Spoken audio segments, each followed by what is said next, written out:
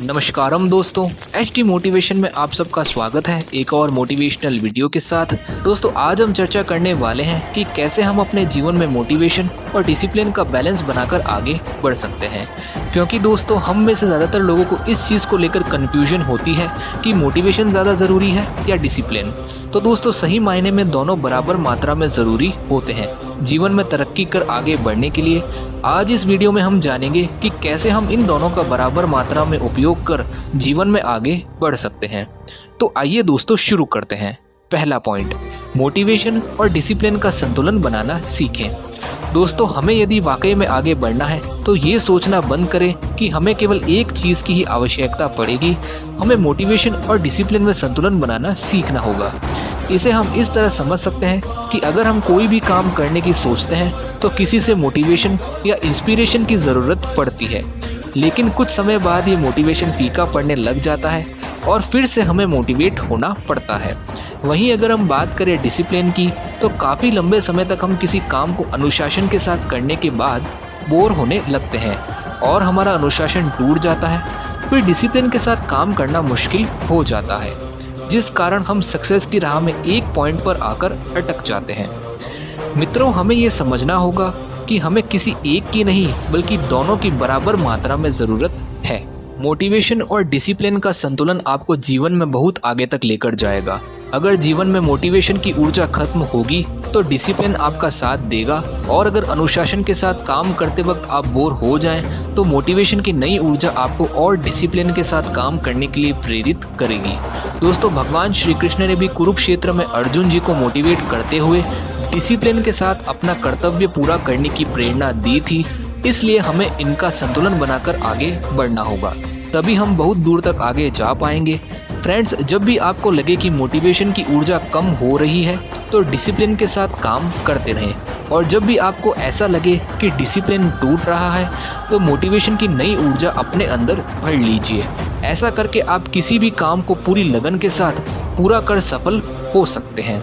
ऐसी आदतें अपनाएं जिससे मोटिवेशन डिसिप्लिन का संतुलन लंबे समय तक बना रहे। मित्रों हमें अपने जीवन में ऐसी अच्छी आदतों से खुद को तैयार करना है कि हम लंबे समय तक मोटिवेशन डिसिप्लिन का संतुलन बनाकर आगे बढ़ सकें। जैसे कि हर काम को सही समय पर करने की आदत, कंसिस्टेंसी के साथ काम करने की आदत, रोज़ कुछ ना कुछ नया सीखने की आदत, अच्छे विचार अच्छी बातें पढ़ने या सुनने की आदत, हार्डवर्क के साथ स्मार्टवर्क करने की आदत, अच्छे कर्म करने की आदत, सही स्केड्यूल के साथ काम करने की आदत। बहुत सी ऐसी अच्छी आदतें हैं जिन्हें हमें जीवन में उतारना चाहिए। मित्रों हमें अगर ऐसा लगता है कि बुरी आदतें अपनाकर हम मोटिवेट रह पाएंगे या डिसिप्लिन के साथ काम कर पाएंगे तो हमारा ऐसा सोचना गलत है, क्योंकि फ्रेंड्स गलत दिशा में किया गया काम गलत परिणाम ही देता है। इसलिए सदैव अच्छी आदतों को अपनाएं, बुरे लोगों और बुरी चीज़ों से बचकर रहें, तभी हम मोटिवेशन डिसिप्लिन का बैलेंस बनाकर आगे बढ़ पाएंगे। मित्रों एक चीज़ समझ लेनी चाहिए कि अच्छी आदतों और अच्छे विचारों के बलबूते ही हम मोटिवेशन डिसिप्लिन का बैलेंस बना पाएंगे। यह बैलेंस तभी बनेगा जब हम सही दिशा में आगे बढ़ने का प्रयास करेंगे, नहीं तो लाखों चीज़ें ऐसी बुरी है जो हमें पीछे धकेल देगी। मित्रों अच्छा काम करने और मोटिवेशन डिसिप्लिन का बैलेंस बनाने के लिए एफर्ट और मेहनत खूब चाहिए, नहीं तो बुरी आदतों को अपनाने और बुरा काम करने के लिए कोई एफर्ट नहीं लगता है। कुछ समय में ही बुरी आदतों और हरकतों की ओर हमारा मन हमें आकर्षित कर देता है। फ्रेंड्स एक बात समझ लें कि मोटिवेशन डिसिप्लिन का बैलेंस बनाना इतना आसान नहीं है जितना कि हम समझते हैं। इसलिए पूरी लगन के साथ मेहनत करें, अच्छी आदतें अपनाएं, अच्छे विचारों को पढ़ें और सुनें, तो आप इनका बैलेंस अच्छे से बना पाओगे। एक निश्चित समय सीमा में काम करें। मित्रों इस बात का हमेशा ध्यान रखें कि अगर हमें जीवन में मोटिवेशन डिसिप्लिन का बैलेंस बनाना है तो जो भी काम करें उसकी एक लिमिट तय करें। जैसे 1 घंटे में सिर्फ एक काम करें, उसे पूरा दिन ना लेकर बैठें। फिर इसके बाद दूसरा काम में निश्चित समय में करें। हर काम की एक सीमा तय करें। आराम करने की भी लिमिट डिसाइड करें। इससे ये होगा कि हमारे ऊपर एक ही काम को एक दिन में पूरा करने का बर्डन खत्म हो जाएगा। मित्रों रोज़ किसी भी काम को थोड़ा थोड़ा निश्चित समय पर पूरा करें तो हमारे ऊपर काम का बर्डन नहीं रहेगा। एन्जॉयमेंट के लिए भी हम समय निकाल पाएंगे। ऐसा करने से हमारे मन पर ज़्यादा भार भी नहीं पड़ेगा, हम बोर नहीं होंगे, और अगर ज़्यादा बर्डन नहीं होगा तो हमारा ये बैलेंस भी अच्छे से बना रहेगा, क्योंकि हम समय समय पर काम भी कर रहे हैं और एंजॉय भी, साथ ही मोटिवेशन और डिसिप्लिन का पालन भी एक समय सीमा पर कर रहे हैं। कहने का मतलब है कि किसी काम को एक दिन में पूरा ना करके हर काम को रोज़ थोड़ा थोड़ा करके हम किसी एक काम से बोर नहीं होंगे, जिससे कि हमारा यह बैलेंस भी बना रहेगा। अक्सर लोग केवल एक ही काम को पूरा दिन लेकर बैठ जाते हैं, जिससे कि वह उसी में उलझकर रह जाते हैं। वे अदर एक्टिविटीज़ के लिए समय ही नहीं निकाल पाते हैं और उस काम को लेकर फिर डिप्रेशन और एंजाइटी का सामना भी उन्हें करना पड़ता है। लेकिन अगर ऐसे लोग कुछ अदर एक्टिविटीज़ में भी अपना ध्यान लगाए तो वे मेंटली और फिजिकली हैप्पी रह सकते हैं।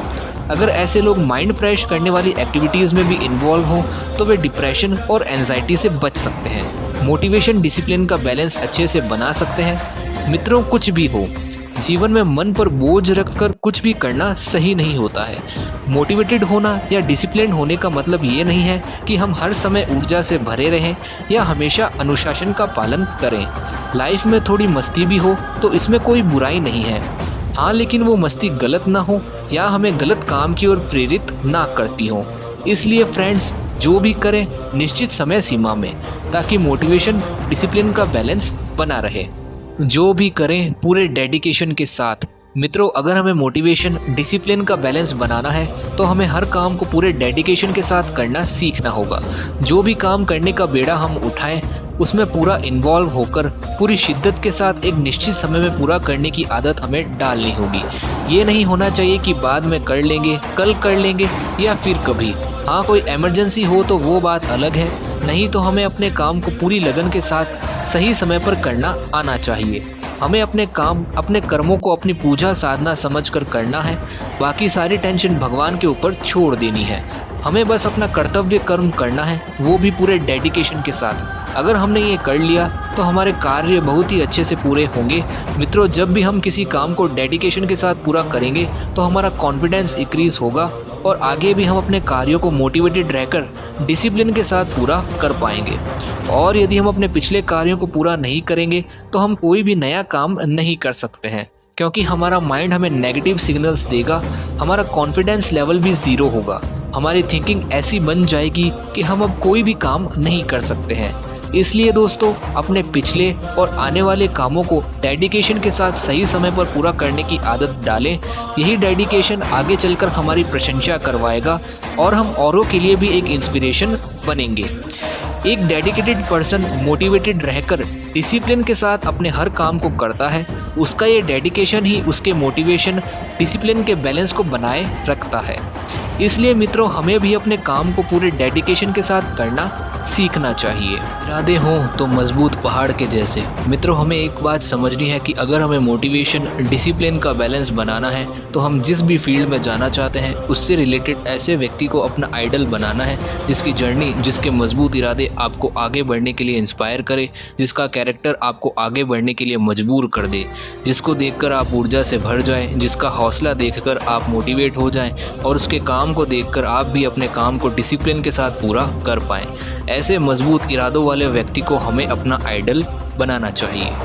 इससे ये होगा कि जब कभी आपका आत्मविश्वास गिरने लगेगा या आप डीमोटिवेट होंगे या डिसिप्लिन फॉलो करते हुए बोर होंगे तो उस व्यक्ति की जर्नी, उसका संघर्ष, उसके मजबूत इरादे आपको फिर से उठ खड़ा होने की प्रेरणा देंगे, जिससे कि आप फिर से मोटिवेट होंगे और डिसिप्लिन के साथ काम करेंगे। मित्रों, हमारा मन तो बार बार हमें नीचे गिराने का प्रयास करेगा ही, इसलिए हमें भी अपने आसपास ऐसा माहौल बनाना होगा कि जिससे हम फिर ऊर्जा से भर जाएं। अपने इरादों को इतना मजबूत कर लेना है कि जिस भी फील्ड के हम धुरंधर बनना चाहते हैं तो बनकर ही दम लें। मित्रों, हमें सोने की तरह तपकर निखरना होगा। कोयले से हीरा बनना है तो तब तो करना ही पड़ेगा। सूरज के जैसा चमकना है तो अग्नि की तपन सहनी ही होगी। मित्रों, हमें खुद को इतना मजबूत अंदर से बनाना होगा कि हम हर मुसीबत को सहन करने की शक्ति अपने अंदर ला सकें।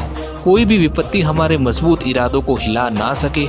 हथौड़े की मार सहन करने वाला लोहा ही आकार पाता है। हमें भी अपने अंदर सहन शक्ति लानी होगी, तभी हम और हमारे सपने एक मजबूत आकार लेंगे, वरना कच्चे घड़े को तो कोई भी तोड़कर चला जाएगा। हमें कच्चा घड़ा नहीं बनना है, मजबूत फौलादी लोहा बनना है, इरादों में दम रखना है। बात बात पर डीमोटिवेट नहीं होना है, हार नहीं माननी है। 100 बार गिरने पर भी लोहे जैसी आवाज़ होनी चाहिए कि फौलादी व्यक्ति के गिरने में भी गर्जन है, और फिर मजबूत लोहे की तरह उठ खड़ा होना है जिसको हिलाने वाले को खुद चोट लगे। ऐसी सोच रखने से हम मोटिवेशन, डिसिप्लिन का बैलेंस बनाकर आगे बढ़ सकते हैं।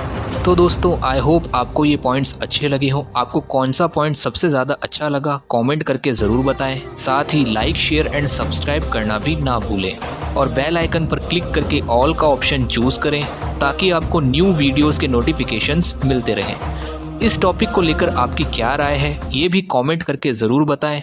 तो दोस्तों, फिर मिलेंगे एक और मोटिवेशनल वीडियो के साथ। धन्यवाद।